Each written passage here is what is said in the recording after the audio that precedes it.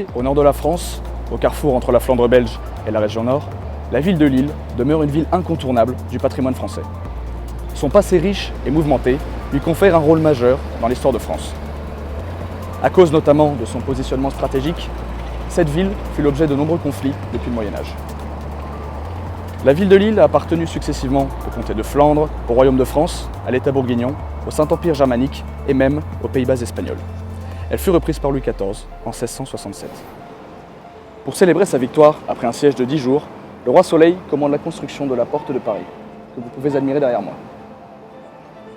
Érigée entre 1685 et 1692, elle fut construite sur la base de la Porte des Malades, qui ouvrait anciennement les remparts de la partie sud de la ville. On remarque deux traits importants sur ce monument. La rigueur militaire, propre à Louis XIV, ainsi que les fastes de sa cour. Au sommet de l'arc, deux anges annoncent la victoire du roi Louis XIV. À ses côtés se tiennent Mars, le dieu de la guerre, et Hercule, symbole de la force. En effet, Louis XIV a épousé l'héritière du trône d'Espagne et parmi l'héritage, il y avait les Pays-Bas catholiques, c'est-à-dire toute la Grande Flandre jusqu'à la Hollande. Et Louis XIV, à qui on avait promis une dot de 500 000 écus d'or, n'a pas reçu sa dot et il vient chercher avec 40 000 hommes sa récompense, c'est-à-dire il prend la Flandre à la place des 500 000 écus d'or. Il prend la ville en 9 jours, après avoir bombardé le quartier Saint-Sauveur, qui est juste là derrière, avec des bombes incendiaires, un peu comme la bombe que l'on voit derrière moi, et qui sera un thème repris dans la Porte de Paris. Louis XIV prend la ville et il rentre par la porte qu'on appelait la Porte des Malades à l'époque. Et donc cette porte par laquelle il va passer est quelque chose d'important pour les Lillois et pour le roi. Et donc l'architecte de la citadelle avec Vauban, qui s'appelle Simon Voland va reconstruire la Porte des Malades et la transformer en une espèce d'arc de triomphe à la gloire du roi. Afin d'ornementer cette porte, 24 grenades ont été disposées symétriquement autour du monument, aux alentours de 1895.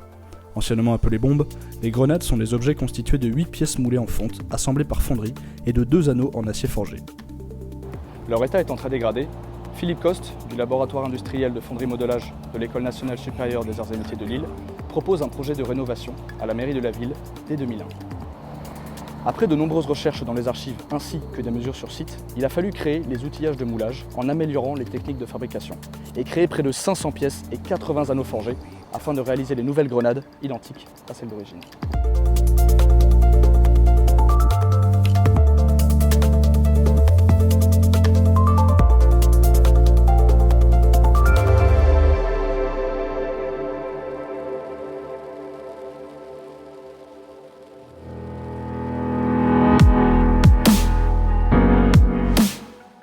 Le monument étant classé au patrimoine, il est indispensable de respecter le travail des compagnons qui ont initialement réalisé les grenades. Ceci implique un procédé d'obtention similaire, comme l'utilisation de la fonte moulée et d'assemblage par fonderie. Les élèves ingénieurs arts et métiers ont participé à cette initiative dans le cadre de leurs travaux pratiques de fonderie, articulés initialement autour du projet Lille 2004, capitale européenne de la culture. Chaque nouvelle grenade se compose de 8 pièces coulées en fonte, assemblées par fonderie, ainsi que de 2 anneaux en acier forgé. La fonte est un alliage de fer contenant du carbone, dont le taux est supérieur à celui de l'acier, ce qui la rend plus facile à couler. Ce projet a mobilisé beaucoup de ressources et a nécessité l'intervention de plusieurs compétences techniques et scientifiques. Un travail de recherche à partir des grenades dégradées existantes, une analyse des solutions techniques de procédés et d'amélioration, puis enfin et surtout la lourde phase de réalisation.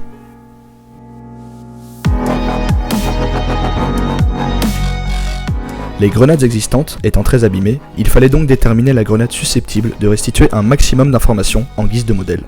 Le choix s'est donc porté vers la seule grenade qui possédait encore son attache-anneau et la dernière petite flamme. Après décèlement in situ, elle était prête à être analysée. Après analyse de la structure, l'objectif consistait à améliorer les procédés d'assemblage pour une meilleure tenue dans le temps, avec toujours la contrainte de respecter les techniques de fabrication d'origine. Cette étude de fonderie a été réalisée avec plusieurs organismes reconnus, comme les architectes des bâtiments de France et la direction du patrimoine de la ville de Lille.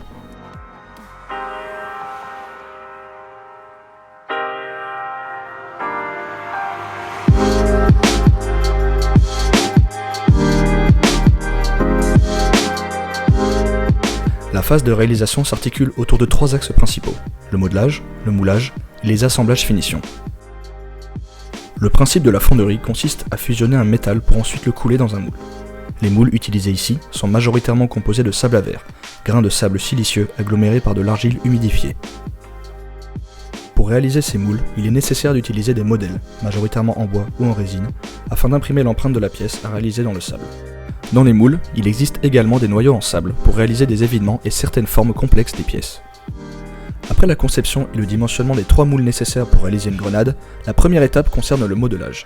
C'est dans cette partie que les outillages nécessaires pour la confection des moules en sable sont fabriqués. Les modèles, aussi appelés plaques modèles, servent à imprimer dans le sable l'empreinte de la pièce à mouler. Un moule nécessite 2 plaques modèles. Après de nombreuses mesures sur les vestiges des grenades, la première étape consistait à reproduire la flamme haute, assez géométrique et facilement reproductible sur un logiciel de conception assistée. Avant de dimensionner le moule, il fallait choisir l'orientation de la pièce dans celui-ci, en évitant un maximum les contre-dépouilles. Les contre-dépouilles sont des formes non démoulables naturellement, il est donc nécessaire de les éviter. C'est pour cela que la flamme a été premièrement orientée afin de limiter les contre-dépouilles. Cela n'étant pas suffisant, une solution sous forme de 2 inserts en fonte a été rajoutée. Ceux-ci viennent se positionner dans le moule en sable et seront noyés en partie dans la pièce coulée. Les 2 plaques modèles ont été réalisées en bois dur de hêtre, facile à travailler. Une série de trous est réalisée sur les 2 plaques afin de positionner celle-ci sur la machine à mouler. Le rôle de cette dernière est de serrer le sable dans les châssis métalliques composant les moules. Les éléments en bois sont usinés à partir de la définition informatique avec des machines-outils conventionnelles à bois. Ces modèles sont surdimensionnés par rapport aux pièces à obtenir, puisqu'en effet, la fonte perd 1% de sa longueur lors du refroidissement du métal solidifié. Chaque grenade est surmontée d'un couple de petites flammes et d'un couple d'attache-anneaux. Les plaques modèles sont réalisées avec un procédé similaire au précédent. Elles sont ici constituées de contreplaqués de bois d'aulne et de résine pour les parties les plus détaillées. Pour l'attache-anneau, le maître modèle a été réalisé grâce à l'assemblage de plusieurs pièces en bois. Les maîtres modèles sont ensuite utilisés pour réaliser les boîtes modèles, constituées de cadres en bois dans lesquels est coulée la résine. La boîte modèle des flammes est plus complexe avec son plan de joint gauche et nécessite 2 noyaux de parois afin d'assurer le moulage. La boîte modèle représente le négatif du modèle, de façon similaire au moule, sauf qu'elle sert à finaliser la plaque modèle. De la résine polyuréthane est coulée à l'aide de ces boîtes modèles pour réaliser cette fois le positif sur les plaques modèles. On peut remarquer différents trous permettant d'échapper les bulles et d'ancrer les modèles sur les plaques. Le jeu des 2 plaques modèles obtenues permet de couler 4 attache-anneaux et 4 petites flammes dans le même moule. À ce niveau de modelage, il faut s'assurer de la coïncidence des 2 plaques grâce à un jeu de contre-perçage. Enfin, étant donné la complexité des petites flammes et la présence d'un trou dans les attache-anneaux, il est nécessaire d'envisager la création de noyaux. Ils sont constitués de sable à prise chimique, obtenu grâce à des boîtes à noyaux, elles aussi confectionnées grâce à de la résine polyuréthane. La partie sphérique est la partie principale de la grenade. C'est elle qui lie tous les éléments précédents. Comme précédemment, la première étape pour cette partie est de créer un maître modèle en bois. Le profil de la grenade a été récupéré sur le terrain au moyen d'un conformateur constitué d'aiguilles permettant de remonter à la génératrice de la forme sphérique. Cela a permis d'obtenir un gabarit de copiage en plexiglas. Celui-ci est ensuite utilisé sur un tour à copier qui permet de reproduire la forme sur un bloc de bois. Le résultat se compose de 2 demi-mètres modèles tournés simultanément qui s'emboîtent parfaitement grâce à des pions de centrage. Pour la conception de la boîte à noyau central, il est nécessaire de défoncer 2 blocs de bois grâce à une machine à commande numérique.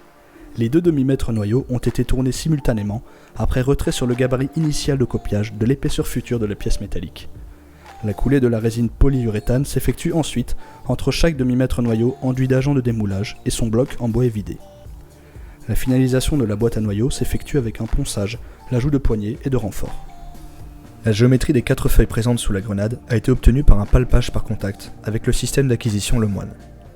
Le modèle numérique obtenu est ensuite corrigé et utilisé pour usiner un bloc de résine grâce à une machine à commande numérique. Le maître noyau des feuilles est ainsi obtenu. La grenade comprend 4 feuilles disposées à 90 degrés les unes par rapport aux autres. Si 2 des feuilles se moulent bien, 2 autres sont coupées par le plan de joint et présentent surtout des contre-dépouilles. La réalisation des 2 plaques modèles utilise les demi-mètres modèles sur lesquels sont ajoutés les différents éléments décoratifs, tels que des feuilles, des attache-anneaux et des tubes en acier pour ensuite positionner les petites flammes. Le dispositif de coulée est aussi ajouté. Les demi-modèles d'attache-anneaux sont assemblés sur la plaque modèle tandis qu'un tube en acier est positionné dans le sens du démoulage, afin d'y fixer les petites flammes inserts lors du moulage. Les feuilles entières sont coulées en résine grâce au maître noyau usiné précédemment, puis fixées sur chaque demi-modèle grâce à de la colle et de la visserie. Les feuilles coupées sont quant à elles assurées par des noyaux de parois. Deux couples de demi-noyaux sont ensuite disposés de part et d'autre de la partie sphérique. Ils sont obtenus à partir des deux boîtes à noyaux, elles-mêmes obtenues grâce au maître noyau surmoulé en résine. Enfin, le modèle est finalisé et peint avec une peinture chargée au talc, afin d'éviter là aussi au bois de prendre l'humidité et faciliter le moulage. Après le modelage vient la phase de fonderie. C'est dans celle-ci que les moules en sable sont réalisés et que la coulée du métal en fusion est effectuée. Le moulage consiste à imprimer la forme d'un modèle représentant les formes extérieures de la pièce dans un sable. Ce sable est ici composé de silice et d'argile humidifiée, compacté dans deux châssis métalliques. Ces moules sont réalisés grâce à une machine à mouler qui permet de serrer le sable par secousse et pression. Lors de la coulée, il est important de réaliser une masselotte sur les parties massives. Il s'agit d'un volume présent au-dessus de la pièce et destiné à l'alimenter en métal liquide lors de sa solidification. Sans celle-ci, la pièce présenterait des trous appelés retassures. Après solidification, le moule en sable est détruit par une opération de décochage pour récupérer la grappe de coulée. Le matériau métallique coulé est une fonte, composée principalement de fer et d'environ 4% de carbone. Elle est fondue dans un four à induction et portée à environ 1300 degrés Celsius. La forme particulière de la flamme haute empêche le moulage en une seule pièce. C'est pourquoi deux inserts moulés précédemment sont ajoutés, puis maintenus par des pointes de mouleur dont la tête peut être noyée dans la fonte lors de sa coulée. Les deux plaques modèles sont utilisées pour réaliser les empreintes dans les châssis supérieurs et inférieurs. Le sable est serré par une machine à secousse-pression. Sur celle-ci, les plaques modèles sont installées et surmontées des cadres métalliques dans lesquels le sable silico-argileux est serré. Il faut creuser localement la partie supérieure du châssis avant démoulage afin d'y mettre l'insert. Le moule est ensuite finalisé avec la réalisation d'un trou débouchant au-dessus de la masselotte, qui est appelé évent afin d'éviter les surpressions de gaz dans l'empreinte lors de la coulée. La descente de coulée véhiculant l'alliage dans le moule est aussi percée. De même, des petits trous borgnes sont réalisés sur les faces extérieures du moule afin d'aider l'évacuation des gaz du sable à la coulée. Les deux châssis sont ensuite positionnés l'un sur l'autre grâce à deux broches métalliques, puis maintenus en position par 4 crampes latérales. Des poids de charge sur le moule contreront la poussée d'Archimède. De plus, l'entonnoir de coulée en sable aggloméré est collé sur le moule. La fonte est ensuite coulée à environ 1300 degrés Celsius dans les moules grâce à une poche tailleur sur brancard. Après refroidissement, le moule est décoché. La pièce est ensuite grenaillée, c'est-à-dire qu'on projette de fines billes métalliques à grande vitesse contre la pièce afin de retirer le sable encore accroché.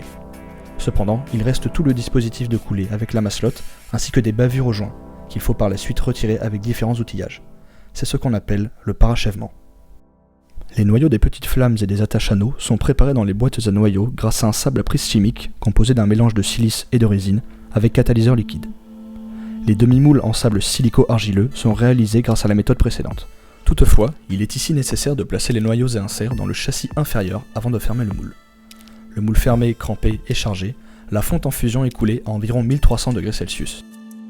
Avant le moulage de la partie sphérique, il faut prendre soin de préparer les petites flammes et attaches anneaux qui seront directement insérées dans le moule en sable et ceinturées en partie par le métal coulé afin de permettre un assemblage durable et résistant. L'ensemble des noyaux est ensuite confectionné. On distingue le noyau central, ainsi que les 4 noyaux des feuilles situés au plan de joint. Le noyau central permet d'obtenir une grenade creuse afin d'économiser la matière et la masse. Il est rigidifié par une lanterne centrale qui joue également le rôle de cheminée afin d'évacuer les gaz lors de la coulée. Les moules sont ensuite réalisés grâce à la machine à mouler avec insertion des petites flammes dans le sable. Les arrachements éventuels de sable sont corrigés par un sable fin rouge composé de silice lié par de l'huile de lin. Le dispositif de coulée, le col de masselotte et les tirages d'air sont ensuite finalisés.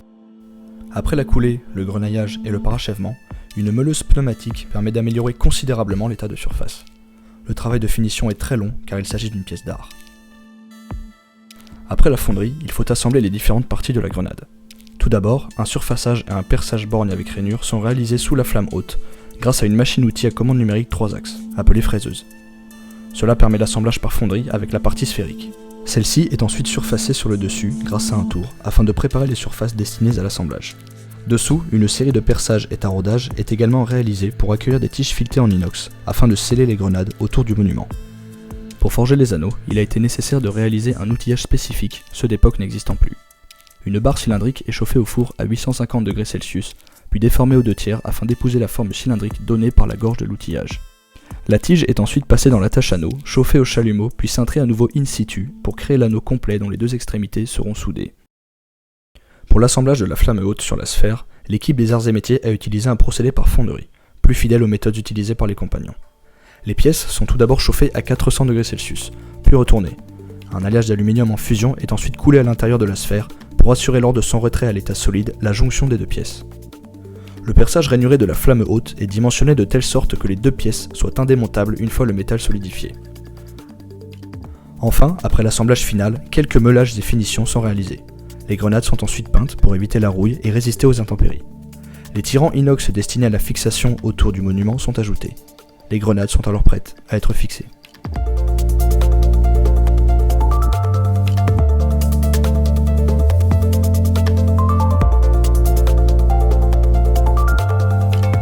Après 5 ans de modelage et de moulage fait ici aux Arts et Métiers de Lille, nous pouvons dire que la confection de ces grenades a été une belle aventure, associant à la fois savoir-faire traditionnel et technologie de pointe.